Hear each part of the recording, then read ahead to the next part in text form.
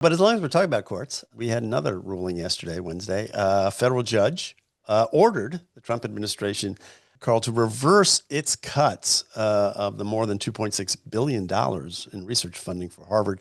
The judge, Allison Burroughs in Boston, of all places, an Obama appointment. Who would have thought that? In this 84-page decision, she called the government's use of combating anti-Semitism a smokescreen for an, quote, ideological assault on universities. And she says the funding freeze violated Harvard's First Amendment rights. So it is a First Amendment argument, Carl. Well, this is a judge who not only You just appointed talked by about creative reasonings, yeah, Carl. well, Here's one. not only appointed by Obama, but she reversed Trump's so-called Muslim ban. She sided with Harvard against and law and was overruled on the Chinese on the Asian students suing Harvard over its affirmative action policy. So she's kind of an establishment liberal who toes the line. I don't say she's doing what the Democrats want. I just think she's a Democrat. But I thought I didn't read all 84 pages of it. I read most of it, and I think she's right. I think it was the anti-Semitism is a fig leaf. Maybe that's too strong, but they use that as a pretext because clearly the administration cares about that. But to go further than that and to punish Harvard, yeah, for other reasons. But what makes that unconstitutional? Right. It's maybe dirty pool, maybe it's hardball politics, maybe it could even be an abuse of power. But how does Harvard have a constitutional right to taxpayers' money?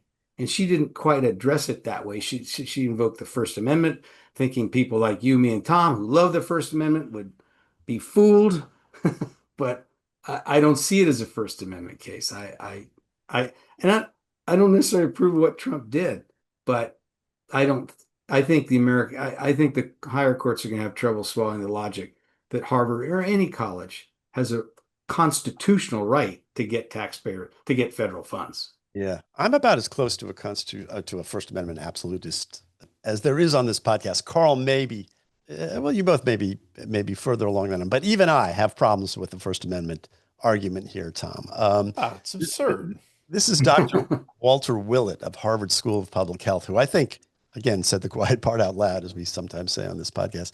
He says, this will surely go to the Supreme Court, and we won't relax our efforts to protect the public's investment in research until we hear that an overdue check from NIH is in the Harvard bank account.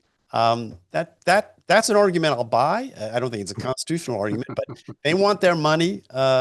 We won't rest until we get our money from That's right. NIH and the taxpayers. I mean, look, this woman, this judge, she's in the wrong job. She should run for Congress, run for the Senate. I mean, she clearly wants to legislate.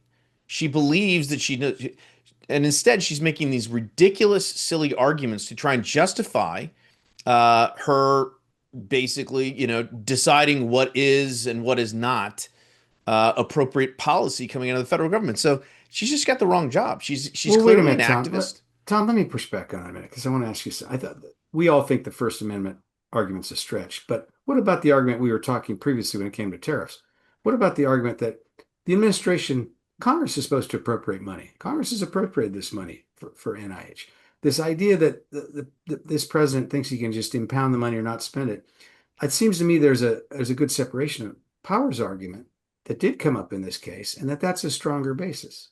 Did she write an opinion? Was she outraged? Did she when the Obama administration tied all of these dollars to their revamp of Title IX? Was it? I'm sorry, did I miss that? I mean, governments do this, right? They use these federal dollars to influence behavior.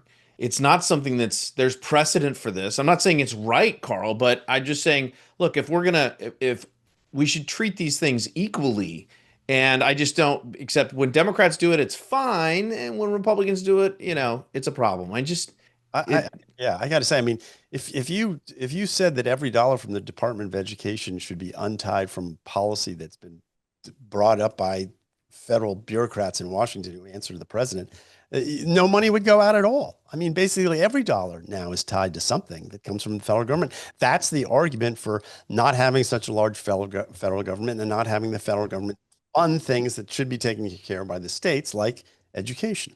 All I'm saying is Congress can unappropriate that money anytime they want. Well, that's true. That's a fair point. Anyway, we'll see what happens. A couple of First Amendment experts here with you, constitutional lawyers, all that sort of stuff.